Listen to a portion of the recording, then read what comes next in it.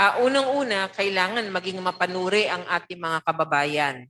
Kailangan kapag tumitingin tayo ng datos, iniintindi po natin kung ano yung nakalagay sa datos. Mismo dun sa website ng FDA, nung una pa lang na ipalabas ito, sinabi dun sa website, there is this specific number of deaths after being vaccinated.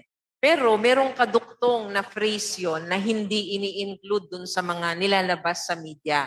Nakaduktong doon, nakasabi na ito ay depending pa at pag-aaralan if it was causally related to the vaccine.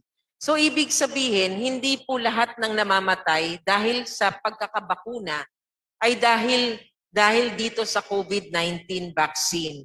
Not all of these are causally related dito sa pagbabakuna natin. So doon sa FDA website natin nakalagay, meron tayong 2,573 deaths.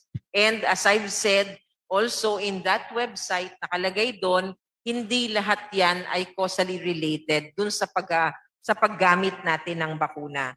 As of August 6, our total doses administered which were reported was at around 159 million plus. And only 0.07% have reported adverse reactions and 0.006% have reported severe adverse reactions. So again, lahat po ng nire-report natin na fatal outcomes dito po sa ating website does not necessarily mean that the vaccines cause the deaths of these individuals.